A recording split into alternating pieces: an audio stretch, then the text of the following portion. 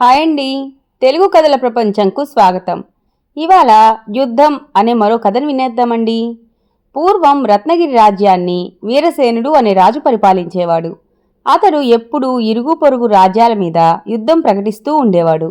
ఇలా ఉండగా పొరుగు రాజ్యమైన మణిపురి రాజకుమార్తె మల్లిక మంచి అందగత్తె అని వీరసేనుడు వినడం సంభవించింది.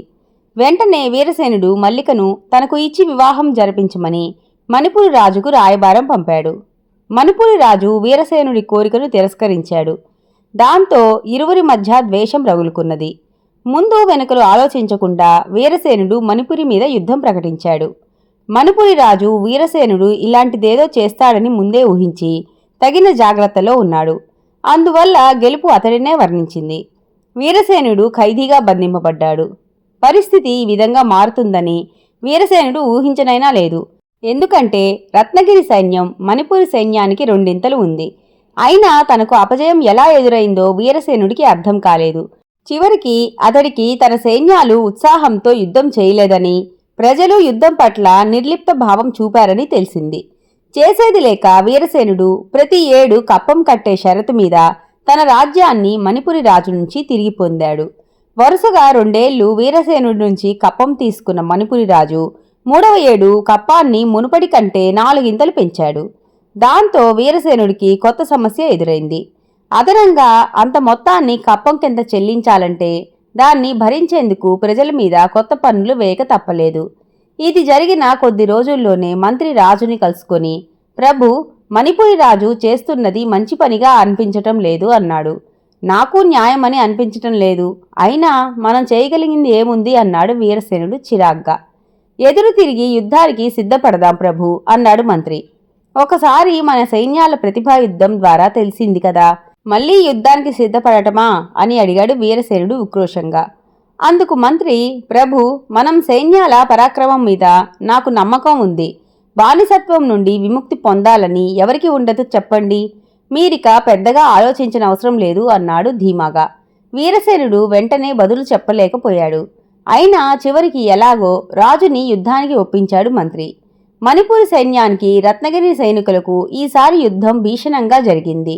రత్నగిరి సైనికులు ఈ యుద్ధంలో బానిస బ్రతుకు కంటే చావటం మేలన్న రీతిలో ప్రాణాలకు తెగించి పౌరుషంగా పోరాడారు.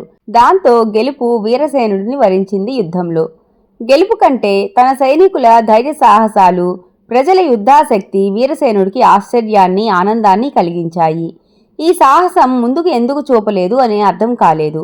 యుద్ధంలో అమిత సాహసం ప్రదర్శించిన యోధులకు అందరికీ మంచి బహుమానాలు ఇవ్వబడ్డాయి. తరువాత వీరసేనుడు మంత్రిని పిలిపించి, మంత్రివర్య, మన సైనికులు, ప్రజలు ఇంతటి సమర్థులని నేను ఎప్పుడూ అనుకోలేదు. వీళ్ళు మొదట అసమర్థులుగా నిరూపించబడ్డారేం? ఎందుకిలా జరిగింది? నాకు ఎంత ఆలోచించినా బోధపడటం లేదు. మీరేమైనా వివరించగలరా అని అడిగాడు. దానికి మంత్రి నవ్వి, ప్రభు, మీరు పొరపడ్డారు. ఇదంతా జరగటానికి కారకులు మీరే. మన సైనికులు, ప్రజలు అసమర్థులు కానే కారు. మొదటిసారి మీరు అనాలోచితంగా యుద్ధం తలపెట్టారు. ఆ యుద్ధం మీ ఒక్కరి స్వార్థం కోసం సృష్టించబడింది. అందులో దేశక్షేమం ఏమాత్రం లేదు. యుద్ధం ఒక మహాయజ్ఞం లాంటిది. అది ప్రజలకు ఉపయోగకరంగా ఉండాలే గాని అనవసరంగా ప్రజాక్షయానికి దారి తీయకూడదు. రెండవసారి జరిగిన యుద్ధంలో స్వార్థంగాక ప్రజానందం ముడిపడి ఉంది. స్వాతంత్ర్యం కొరకు సాగింది ఈ యుద్ధం. అందుకే ఆ యుద్ధంలో అటు ప్రజలు, ఇటు సైనికులు ప్రాణాలకు తెగించి పోరాడి తమ స్వాతంత్ర్యాన్ని నిలబెట్టుకున్నారు. ఈ యుద్ధం ఒకరిద్దరి స్వార్థం కోసం జరిగినది కాకపోవడంతో వీరోచిత యుద్ధం జరిగి విజయలక్ష్మి మనల్ని వరించింది. చిన్న కారణానికి మీరు యుద్ధం తలపెట్టి ప్రజాక్షయానికి పూనుకోవడమే ఆ యుద్ధంలో మనకు అపజయం కలగటానికి కారణం కనుక ఇకనైనా స్వార్థపూరిత యుద్ధాశయం మానుకుంటే బావుంటుంది అని ముగించాడు ప్రశాంతంగా, మహారాజును తీక్షణంగా చూస్తూ. మంత్రి మాటలు శాంతం విన్న వీరసేనుడికి తన తప్పు ఏమిటో తెలిసి వచ్చింది. అటు తర్వాత అతడు పొరుగు రాజ్యాలతో యుద్ధాలు మానేసి తన రాజ్యాన్ని జనరంజకంగా పాలించటం ప్రారంభించాడు. ఇంతటితో కథ కంచికి, మనం ఇంటికి. ఈ కథ గనక మీకు నచ్చినట్లయితే లైక్ చేసి, షేర్ చేసి, కామెంట్ చేసి మన ఛానల్కి సపోర్ట్ చేసేయండి ఫ్రెండ్స్. ఇక ఉంటానండి. By by.